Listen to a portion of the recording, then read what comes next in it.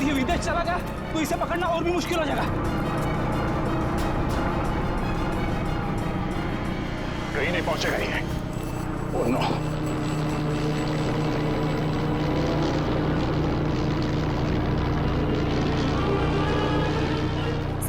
Sir हम control tower से पता कर सकते हैं कि ये प्लेन किस दिशा में और कौन से देश की तरफ गया है।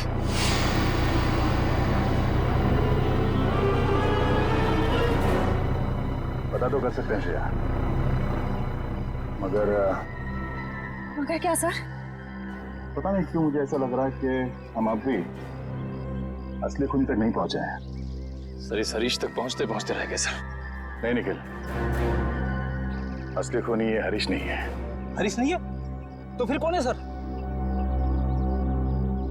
अब मेरी समझ में आ रहा है कि सब किसका किया धरा है। चलो। तुम लोगों को अपने बुरे कर्मों की सजा जरूर मिलेगी।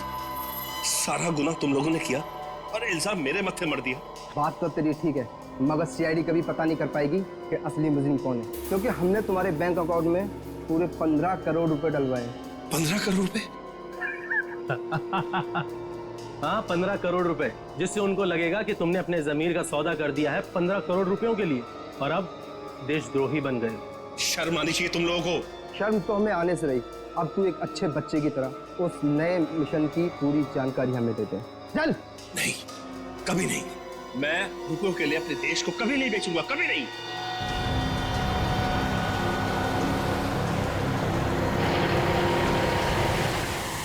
देख, मैं तुझे आखिरी बार बोलता हूँ, बता दे, जिंदा छोड़ दूंगा तुझे, वरना तुम्हारे मरने के बाद वो जानकारी तो हम हथिया ही लेंगे।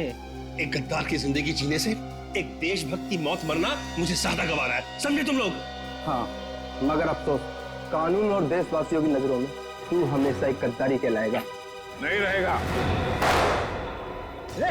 कोई अपनी जगह से नहीं लेगा। या नीचे हाथ खोलो, उठ। बस।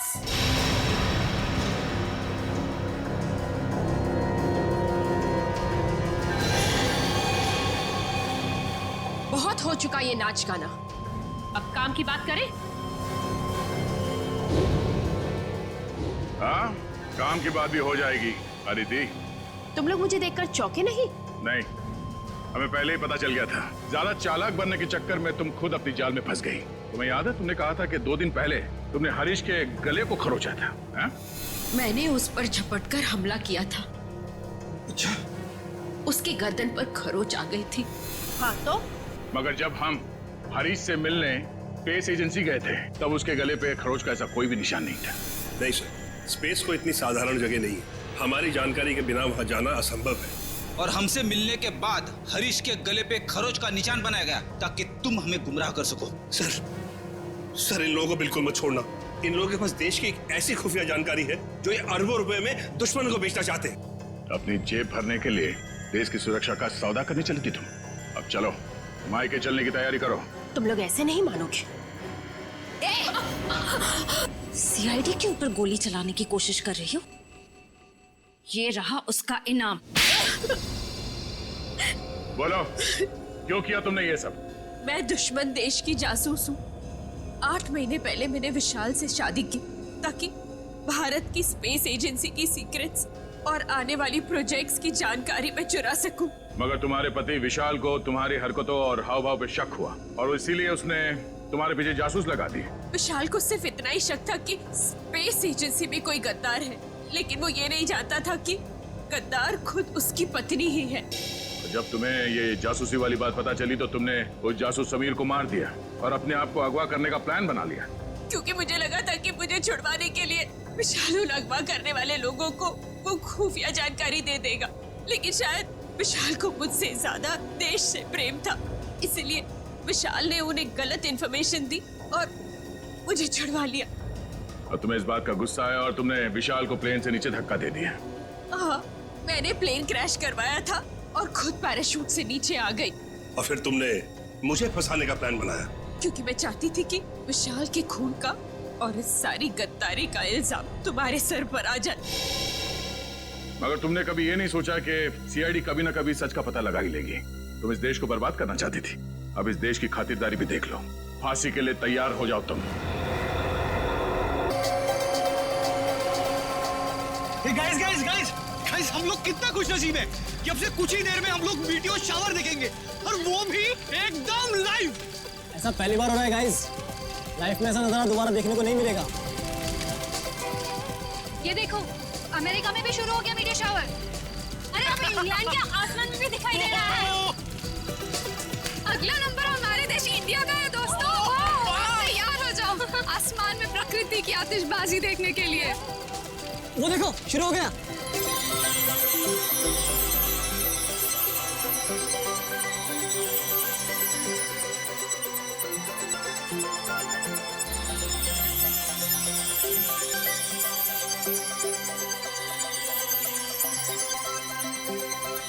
ये मेरी जिंदगी का सबसे खूबसूरत पल है। ऐसा नजारा तो मैंने पहले कभी नहीं देखा।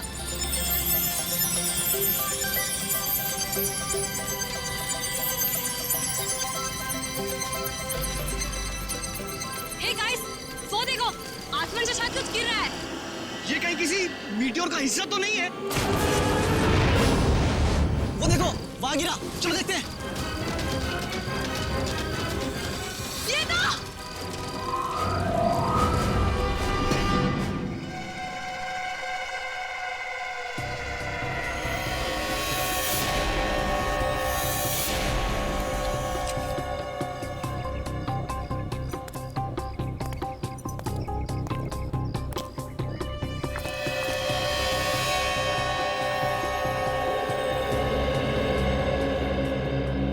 लाश की हालत तो बहुत खराब है, हड्डियां वगैरह चकनाचूर हो गई हैं। हाँ सर, लेकिन ऐसा तो तभी हो सकता है जब कोई काफी ऊंचाई से गिरा हो। लेकिन सर, यहाँ कोई बिल्डिंग तो है नहीं, चारों तरफ खुला मैदान ही है। लाश आसमान से गिरी है, वरना इसकी इतनी बुरी हालत नहीं होती।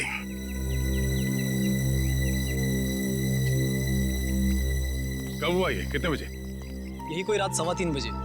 हम लोग रात को मीटियोर शावर देख रहे थे, तभी अचानक आकर के कुछ गिरा। और हमें लगा मीटियोर शावर का ही कुछ हिस्सा होगा, लेकिन जब पास जाके देखा तो लाश थी। सर, जब लाश ऊपर से गिर रही थी तब ये जल भी नहीं रही थी। अच्छा, ये केस कुछ ज्यादा ही पेचीदा लगता है। देखते हैं डॉक्टर सालुंकी क्या कहते हैं इस लाश को देख के। चलो।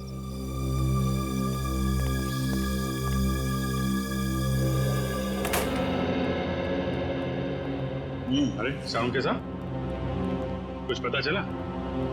हाँ, फिलहाल तो इस आदमी की उम्र पता चली है, और वो भी डॉक्टर तारिका ने ही पता किया होगा।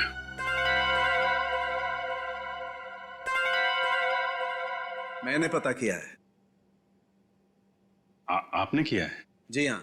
कोई शक है आपको? नहीं, शक की क्या बात है, आपने पता किया होगा तो ठीक ही किया होगा। वैसे क्या क्या पता क्या किया आपने? पता ये किया कि इस आदमी की उम्र 120 साल है। क्या 120 साल का बुजुर्ग आदमी इतनी ऊंचाई से गिर के मर गया? क्यों? कहीं लिखा हुआ है कि 120 साल का आदमी ऊंचाई से नहीं गिर सकता? आप लोगों से कुछ गलती तो नहीं होगी? आप एक काम कीजिए, तारिका जी से कंफर्म कर लीजिए। बताओ भाई ने। हाँ अभिजीत, इनके एक्सरे स्कैन्स देख लो। देखो, ये देखिए, इनकी हड्डियां काफी कमजोर हो चुकी थी, जैसे कि उम्र के साथ साथ होता है। और टिश्यूज को हुए नुकसान को देखकर हमने अंदाजा लगाया कि इनकी उम्र तकरीबन 120 साल के आसपास रही होगी। अच्छा, वैसे कितनी ऊंचाई से गिरे होंगे ये? फिलहाल ये बता पाना मुश्किल है। सर, हो सकता है इस आदमी को किसी हवाई जहाज से फेंका गया हो। सर, वो केस याद है ना आपको, जब एक लाश को हेलीकॉप्टर से फेंका गया था?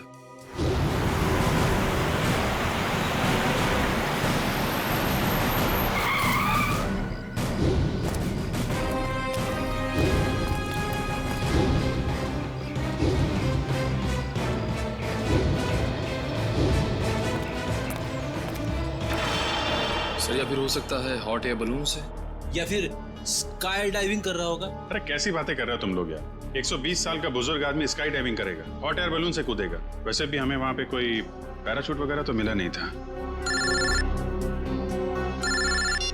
हेलो, जली हुई चीज समुद्र में गिरी है, लाश के पास वाले इलाके में? ठीक है, पहुंचते हैं हम।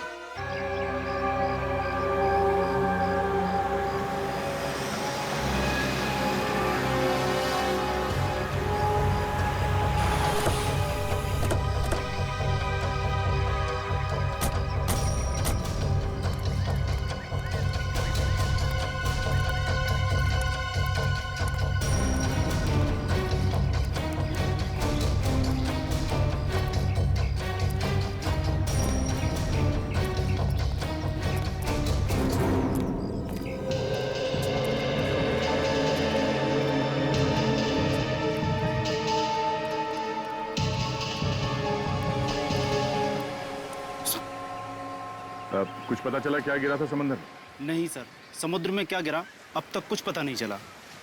अच्छा, पहली बार किसने देखा था उस चीज को समुद्र में गिरते हुए? शंकर ने कह रहा था कि जब वो अनोखी चीज समुद्र में गिरी तो वो बॉम्ब की तरह फट गई और उसमें से चिंगारियां भी निकली। सर हो सकता है ये कोई बॉम्ब ही है, शायद किसी ने ऊपर से फेंका।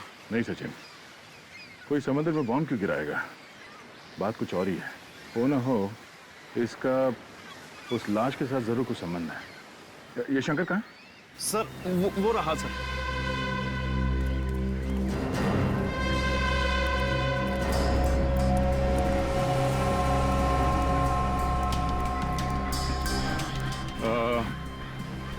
तुम शंकर हो? जी मैं शंकर। हम लोग सीआईडी से हैं। एग्जैक्टली हुआ क्या था? सर करीब रात के 3 बज रहे थे। मेरी बीवी जोर जोर से खर्राटे भर रही थी, इसलिए मुझे नींद नहीं आ रही थी। क्या आपकी वाइफ भी खर्राटे मारती है? रेडी, अब अपनी वाइफ की बातें शुरू मत कर देना। हाँ, क्या कह रहे थे आप? नींद ना आ पाने की वजह से मैं कुछ देर बाहर टहलने निकल आया। तभी अचानक मैंने देखा कोई बड़ी सी चीज जोर से छपाक करके समुद्र में गिरी। एक बहुत तेज रोशनी हुई, जैसे किसी ने आग का गोला दरिया में फेंक दिया। सर हो सकता है कि अंतरिक्ष से कोई उड़न तस्तरी गिरी होगी समुद्र में, और वो 120 साल का आदमी वो भी उड़न तस्तरी से ही गिरा होगा, फ्लाइंग सॉसर से। रेडी, मैंने तुमसे क्या कहा अभी? थोड़ी देर के लिए मौन व्रत रखो, समझे? सॉरी। जी कहिए। मैं समुद्र के नजदीक आया, ये जानने कि आखिर हुआ क्या है। तभी दूर एक आदमी की परछाई दिखाई दी। आदमी की परछाई? तुमने उसका चेहरा देखा? नहीं साहब, अंधेरा बहुत था, सिर्फ परछाई दिखी। वो आदमी समुद्र से निकला और वहां उस तरफ चलकर जाने लगा।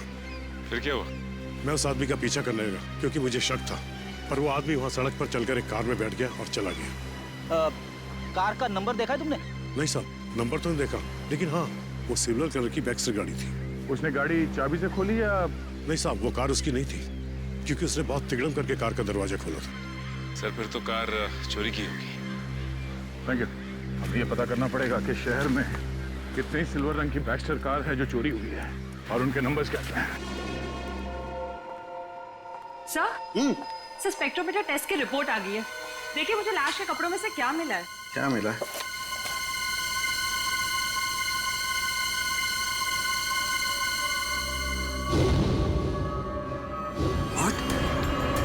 Rocket fuel? हाँ सर। अरे लेकिन तारिका, रॉकेट फ्यूल तो स्पेस क्राफ्ट को स्पेस में भेजने के लिए इस्तेमाल होता है। सर कहीं आदमी रॉकेट में होगा तो?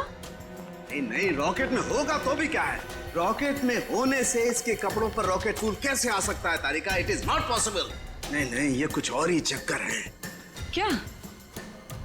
ओह my God, oh my God, ये कैसे हो सकता है? वो कैसा? ये मैंने क्या कर दिया है? अब देखना, वो प्रद्युमन वो मेरी मजाक उड़ाएगा, आग बबूला हो जाएगा मुझसे। यार ये ऐसी गलती मैं कैसे कर सकता हूँ? गलती? कौन सी गलती सर? उस समुद्र में जो खास चीज गिरी थी उसके बारे में क्या पता चला? सर अब तक तो कुछ पता नहीं चला है सर लेकिन गोताखोर लगे हुए हैं। सर समुद्र का वो हिस्सा काफी गहरा और खतरनाक है, इसलिए गोताखोरों को काफी दिक्कतों का सामना करना पड़ रहा है। बॉस, अभी तो और भी दिक्कतों का सामना करना पड़ेगा। और भी दिक्कतों का मतलब क्या डॉक्टर साहब आपका? मतलब ये अभिजीत के मुझसे बहुत बड़ी गलती हो गई है। गलती? ऐसी क्या गलती कर दी सर आपने? दया, अगर प्रद्युमन ये वादा करे कि वो मुझसे नाराज नहीं होगा तो मैं बता सकता हूँ। नहीं नहीं, अरे मैं नाराज क्यों हूँगा? मैं तो मिठाई बांटूंगा, क्योंकि the great intelligent and genius doctor Salunkhe ने जिंदगी में पहली बार अपनी गलती मान ली। तो डॉक्टर साहब बताइए, क्या गलती की आपने? गलती दरअसल मुझसे ये हुई है कि उस आदमी की उम्र 120 साल नहीं है। क्या? क्या 120 साल की नहीं है? नहीं। तो फिर क्या उम्र होगी उसकी? लगभग 50 साल। क्या साळुंखे, तूने 50 साल के आदमी को 120 साल का बना दिया? इतनी बड़ी गलती की तूने? यार दरअसल उस आदमी की हड्डियां तो यही बता रही थी कि उसकी उम्र 120 साल की होनी चाहिए, मगर स्पेक्ट्रोमीटर टेस्ट के बाद उसके कपड़ों पर मिला रॉकेट फ्यूल ये बता रहा है कि ये आदमी 4-5 महीने अंतरिक्ष में रहकर आया है। क्या उसके कपड़ों पर रॉकेट फ्यूल मिला? हाँ, और अंतरिक्ष में हड्डियों की डेंसिटी हर महीने 2% घटती जाती है। मतलब लाश अंतरिक्ष में से गिरी है? नहीं ब्रेडी, लाश अंतरिक्ष से अगर गिरती तो तो जल जाती, धरती पर पहुंचने से पहले ही उसके चीथड़े उड़ जाते, मगर ऐसा हुआ नहीं। मतलब ये लाश किसी स्पेसक्राफ्ट से गिरा है जब वो धरती पे वापस आ रहा होगा। मगर दया, हमारे देश से कोई स्पेसक्राफ्ट तो किसी इंसान को लेकर अंतरिक्ष में गया ही नहीं।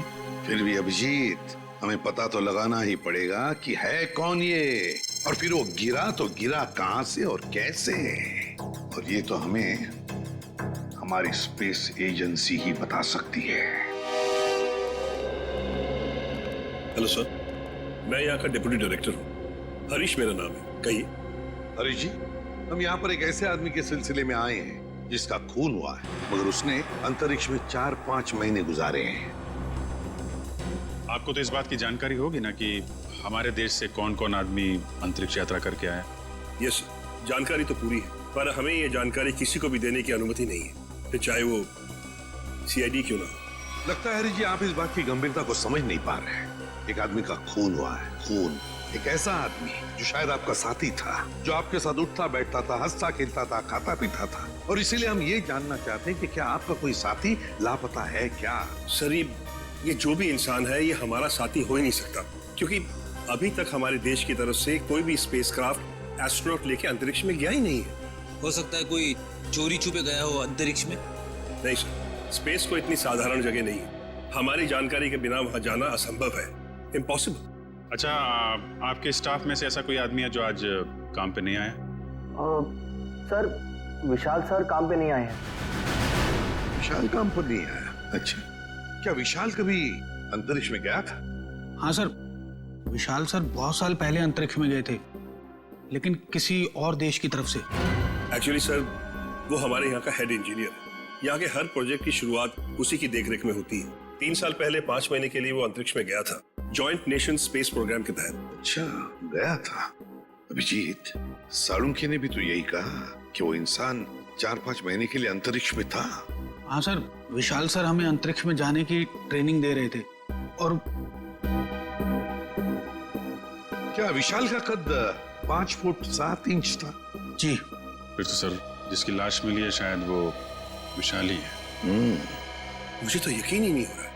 नहीं हरीश जी, देखिए, जब तक डीएनए मैच नहीं होता हम यकीन से नहीं कह सकते कि वो लाश विशाल की ही है, लेकिन हमें विशाल के सारे मेडिकल डिटेल्स चाहिए और विशाल के घर का पता भी। जी।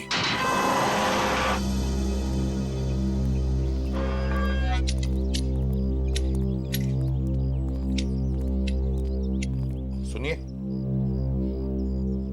ये विशाल का घर है ना? जी, घर तो विशाल साहब का ही है, लेकिन वो घर पर नहीं है। हाँ, वो तो पता है हमें, लेकिन क्या विशाल जी के कोई घर वाले या परिवार वाले, कोई दोस्त वगैरह आसपास रहते हैं क्या? जी, विशाल साहब की पत्नी अदिति मेम साहब तीर्थ गई हैं। आप लोग? हम लोग सीआईडी से। सीआईडी? जी। कहिए, क्या बात है? आप कौन है? आपका नाम क्या है? जी, मेरा नाम बिरजू है। अच्छा, देखो बिरजू, हमें एक लाश मिली है। लाश? और हमें शक है कि वो लाश विशाल जी की है। ये कैसे हो सकता है? विशाल साहब नहीं मर सकते। देखिए, आप संभालिए अपने आप को। फिलहाल हमें सिर्फ शक है कि ये लाश विशाल जी की है। हो सकता है कि ये लाश किसी और की हो। भगवान करे वो लाश विशाल साहब की ना हो। वैसे आखिरी बार कब देखा था तुमने विशाल जी को? कब मिले थे उन्हें? कल सुबह जब मैं काम पर आया था तो विशाल साहब ने मेरी बाहर से ही छुट्टी कर दी थी। घर के बाहर से ही छुट्टी दी? क्यों, किस लिए? जी पता नहीं, ऐसा पहले कभी नहीं हुआ है। मैंने विशाल जी से कहा कि मैं घर की सफाई कर देता हूँ, झाड़ू पोछा कर देता हूँ, मैं फिर चला जाता हूँ, लेकिन उन्होंने मुझे घर में घुसने ही नहीं दिया। आपको उन्होंने घर में घुसने ही नहीं दिया? जी हाँ, उनका बर्ताव बड़ा अजीब सा था। जब उन्होंने अदिति मेम साहब के तीर्थ पर जाने की बात कही तो मुझे बड़ा अजीब सा लगा, मुझे यकीन ही नहीं हुआ। लेकिन क्यों? क्योंकि अदिति मैडम इस तरह अचानक कहीं नहीं जाती। अगर वो शहर से बाहर कहीं जाती भी हैं, तो महीनों पहले वो अपनी तैयारी पूरी कर लेती हैं। अच्छा, साहब ने तुम्हें घर के अंदर आने से मना कर दिया। वैसे बिरजू, हम घर के अंदर देखना चाहते हैं। तुम्हारे पास घर की चाबी तो होगी? जी हाँ। हम ये देखना चाहते हैं ऐसी क्या वजह थी जो साहब ने तुम्हें घर के अंदर आने से मना कर दिया। जी अभी खोलता हूँ।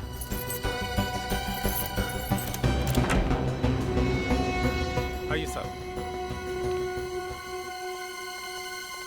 सचिन, घर को अच्छी तरह से देखते हैं, देखते कुछ मिलता है क्या। चलो।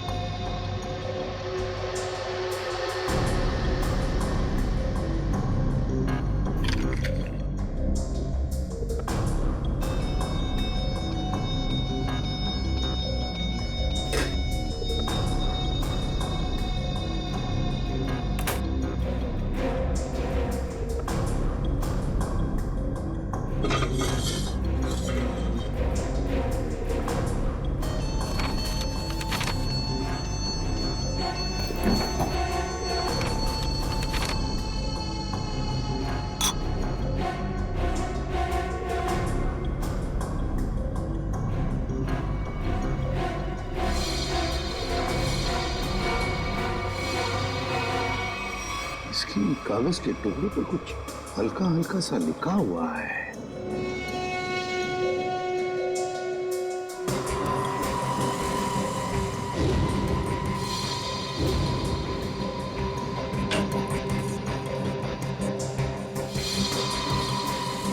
सर। हाँ सच। ये देखिए सर, जूतों के निशान वो इस खिड़की से इस घर के अंदर आया है। उसके जूते के निशान इस पेपर पे भी है सर।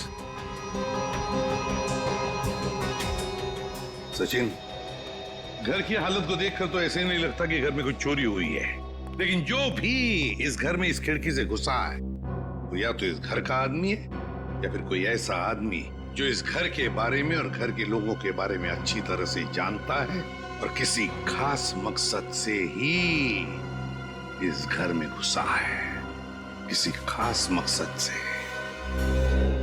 दया, वो चोरी हुई गाड़ी के बारे में क्या पता चला? सर, जगह जगह पुलिस चेकिंग कर रही है, बहुत जल्द गाड़ी मिल जाएगी। सालुंके, तू यहाँ क्या कर रहा है? वो लगता है फिर से गलती करके आ गया ये। यार प्रद्युमन, तुम कभी सुधरोगे नहीं क्या यार? अरे यार नहीं, कोई मजाक नहीं। ठीक है, आगे से तुम किसी ऐसे इंसान से काम कराओ जिसने अपनी जिंदगी में कभी कोई गलती नहीं की। मैं जा रहा हूँ, बाय। अरे सर, डॉक्टर तारिका। क्या? मेरे कहने का मतलब है सर कि तारिका जी अकेली पड़ जाएंगी अगर आप चले गए तो। अच्छा, तो मतलब आपको तारिका जी की फिक्र है, सालुके की फिक्र नहीं है, ना? ठीक है, तो मैं जा रहा हूँ। ठीक है, बाय। यार लेकिन जो बात बताने के लिए आया था वो तो बता के जा। वो आप इनकी डॉक्टर तारिका जी से पूछ लीजिएगा। मैं जा रहा हूँ, बाय।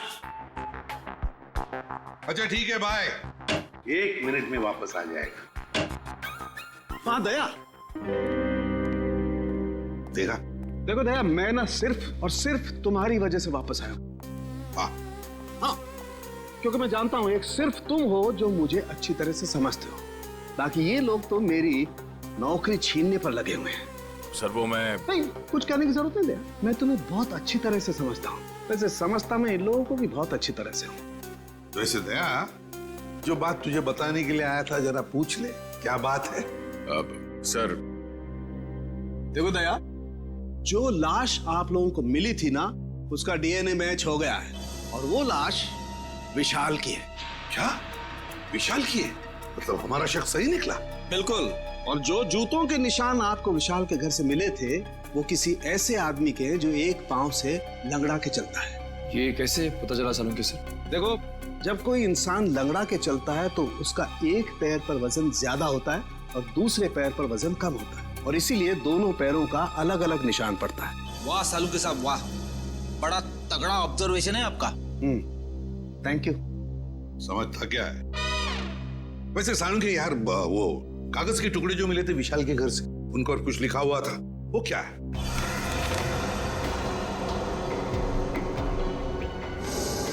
वो ये था, अगर तुमने जुबान खोली तो जान से जाओगे। विशाल को धमकी? लगता है विशाल कोई राज जान गया था सर, और इस राज की कीमत उसे अपनी जान गंवा के देनी पड़ी। सर खूनी जरूर इस स्पेस एजेंसी का ही कोई होगा सर, या फिर आसपास का कोई होगा, वरना स्पेसक्राफ्ट या हवाई जहाज से उसे नीचे फेंकना मुश्किल है सर। बिल्कुल वैसे ही हुआ होगा। बॉस, अभी सालुके के सुरागों की पोटली खाली नहीं हुई है। और भी कुछ बाकी है क्या? हाँ, एक ऐसी चीज जो आपको खूनी के एकदम नजदीक तक ले जाएगी। तो बताइए ना डॉक्टर साहब। देखो दया, इन लेटर्स को गौर से देखो। इस आदमी ने ये लेटर्स कैपिटल में लिखे हैं ताकि अपनी हैंडराइटिंग को छुपा सके, लेकिन इनको जरा गौर से देखो, ये लेटर्स कहीं कहीं पर हिले हुए हैं, कमजोर है। मुझे लगता है इस आदमी का हाथ कांपता था जब ये लिखता था। कमाल है सर, धमकी भरा खत लिखता है और लिखते वक्त हाथ भी कांपता है। डर की वजह से? बिल्कुल सही फ्रेडी, डर की वजह से ही। दरअसल इसके हाथ में कोई तकलीफ थी, न्यूरोटिक तकलीफ। जब ये डरता था, इस आदमी का हाथ कांपता था। जब इसने ये नोट लिखा, ये डरा हुआ था, इसीलिए इसका हाथ कांप रहा था और ये अक्षर इस तरीके से बने। हाथ में तकलीफ? विशाल सर बहुत साल पहले अंतरिक्ष में गए थे, लेकिन किसी और देश की तरफ से। सर वो घटोत्कच, विशाल का असिस्टेंट। विशाल कुछ लोगों को ट्रेनिंग दे रहा था अंतरिक्ष में जाने के लिए। ये घटोत्कच भी उनमें से एक था। मगर अभिजीत, अंतरिक्ष में जाने के लिए वो आदमी मानसिक तौर पर और शारीरिक तौर पर बिल्कुल फिट होना चाहिए, हट्टा कट्टा होना चाहिए।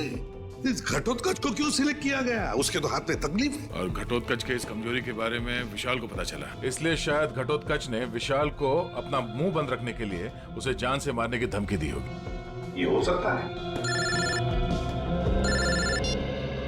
महाराजा, क्या?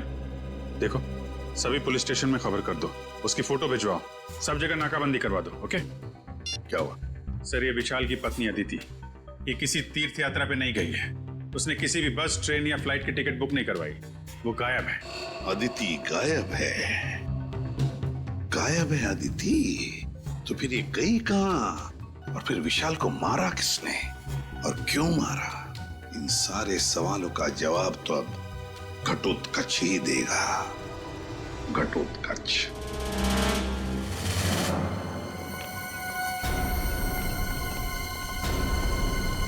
शरीरा घटोत्कच का सर।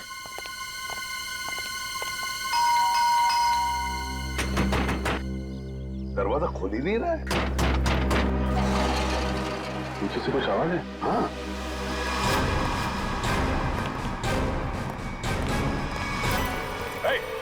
पकड़ो उसे।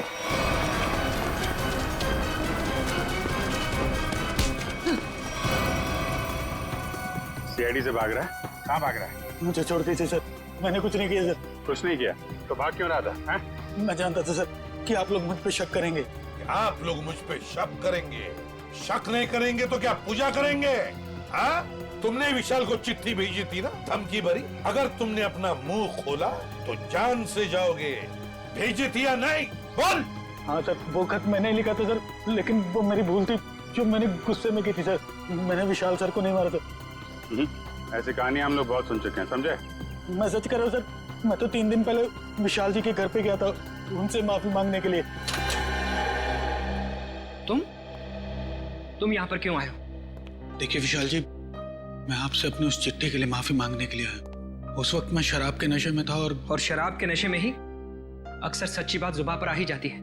देखिए आप ऐसा मत कहिए, आप न सिर्फ मेरे दोस्त हैं बल्कि मेरे मार्गदर्शक भी हैं। अगर आपने मुझे माफ ना किया तो मैं अपनी नजरों में ही गिर जाऊंगा। ठीक है, मैंने तुम्हें माफ किया। देखिए आप कुछ परेशान नजर आ रहे हैं। परेशान? नहीं, मुझे काहे की परेशानी है?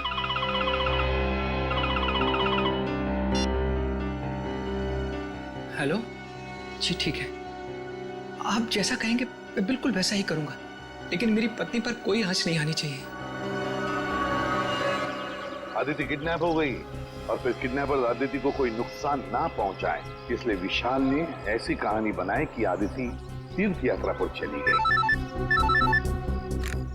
दया का फोन आ गया। अच्छा, चोरी की गई गाड़ी का पता चल गया। एक्सीलेंट।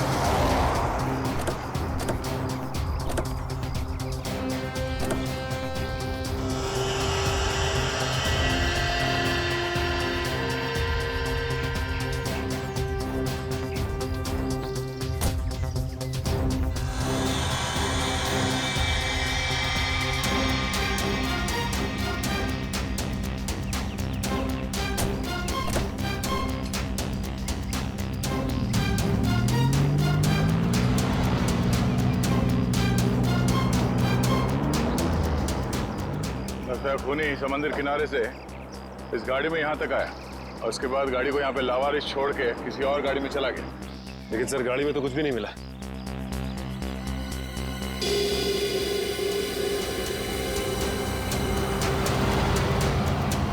ये देखो, सीसीटीवी कैमरा लगा हुआ है इस ट्रैफिक पोस्ट पे।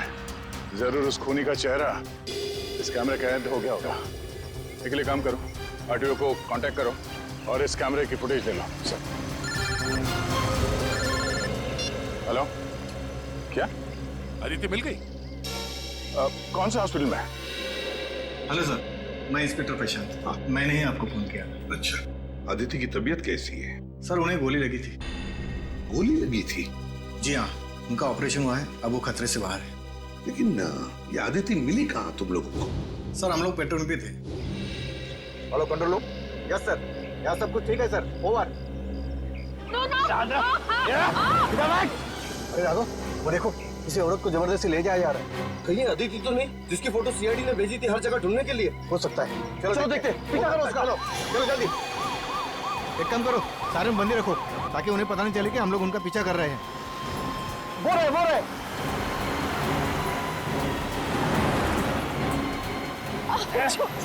जाने दो मुझे, जाने दो ना मुझे।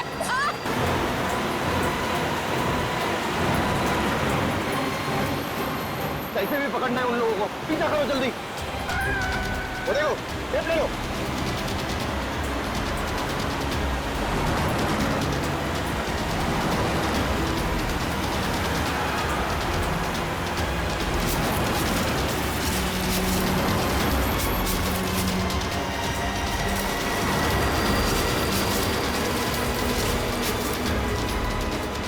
जाने दो ना मुझे। जाने देंगे, जाने से पहले तोहफा तो लेके जाओ। ऐसा तोहफा दिखाता हूँ मैं तोहफा। ये है मेरा तोहफा। चलो चलो।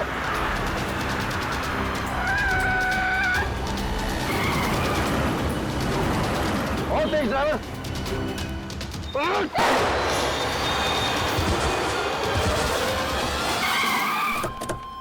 चलो जल्दी, चलो।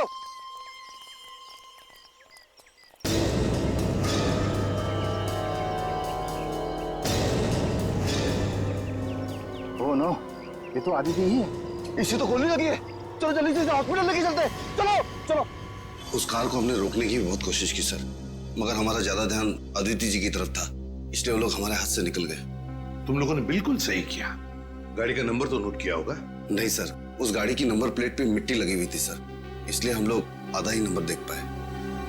Good job. Thank you. हम लोग आदिति से मिलते हैं। जी सर।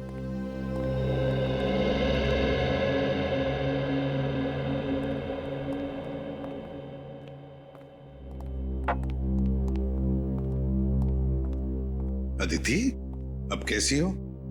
ठीक हूँ। आप कौन? मैं एसीपी प्रद्युमन, सीआईडी से। सीआईडी से? मेरे पति कहाँ हैं? बहुत जल्दी आ जाएंगे। बस एक बात बताओ, ये सब कैसे हुआ तुम्हारे साथ? 2 दिन पहले जब मैं सब्जी मंडी से घर लौट रही थी, कुछ लोग मुझे अपने गाड़ी में डालकर साथ ले गए। उनमें से किसी का चेहरा देखा आपने? नहीं, उन्होंने अपने चेहरे पर मास्क डाल रखा था। ओह, मास्क पहन रखा था। वैसे कहाँ लेकर गए वो तुम्हें, कुछ बता सकती हो?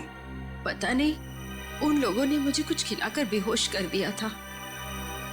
एक अंधेरे कमरे में रखा था और वो मुझे विशाल के काम के बारे में सवाल पूछ रहे थे। विशाल के काम के बारे में? तो तुमने क्या कहा? मैंने उन्हें कहा कि विशाल अपने काम के बारे में मुझसे कोई बातचीत नहीं करते, लेकिन उन्हें लगा कि मैं झूठ बोल रही हूँ। नहीं आदिति, देखो आदिति, देखो जिन्होंने भी ये किया है ना तुम्हारे साथ, उनको हम कड़ी से कड़ी सजा दिलवाएंगे, ये मेरा वादा है। आप उन्हें मत छोड़िएगा। वो लोग देशद्रोही है। कुछ देर बाद उनका बॉस भी उसी कमरे में आया और उसने मुझसे कहा कि विशाल मुझसे ज्यादा अपने देश से प्यार करते हैं। मैंने उन्हें जवाब दिया कि मुझे गर्व है कि विशाल पहले एक अच्छे नागरिक है और फिर एक अच्छे पति। बिल्कुल सही कहा तुमने, बिल्कुल सही कहा। और सच कहूं, हमें भी तुम पर गर्व है, क्योंकि तुमने ये सब किया ना इसकी वजह से। अच्छा बताओ, क्या तुमने उस आदमी का चेहरा देखा? नहीं सर, उसने भी अपने चेहरे पे मास्क डाल रखा था, लेकिन हाँ, गुस्से में आकर मैंने उस पर झपटकर हमला किया था। अच्छा? उसकी गर्दन पर खरोच आ गई थी। उस आदमी के गर्दन पर खरोच आई थी?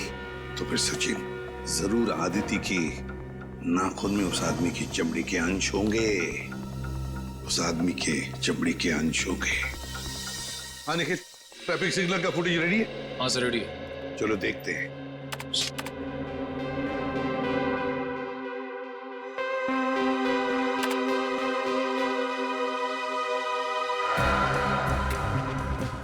रात का फुटेज है, समझ में नहीं आ रहा है। दिन का फुटेज दिखाओ।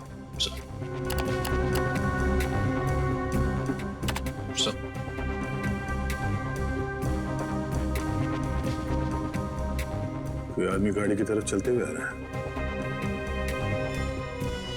निखिल, पॉज करो, रिवाइंड करो और फिर से प्ले करो।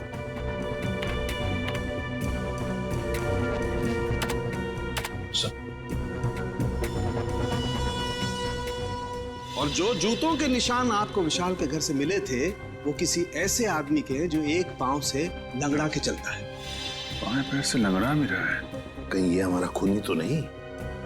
सर मगर ये आदमी है कौन? इसका चेहरा तो दिख ही नहीं रहा है। पता चल जाएगा फ्रेडी, ये है कौन ये पता चल जाएगा। लाल जूते जो पहने हैं। निखिल, रिवाइंड करो, जूम करो जूतों पर।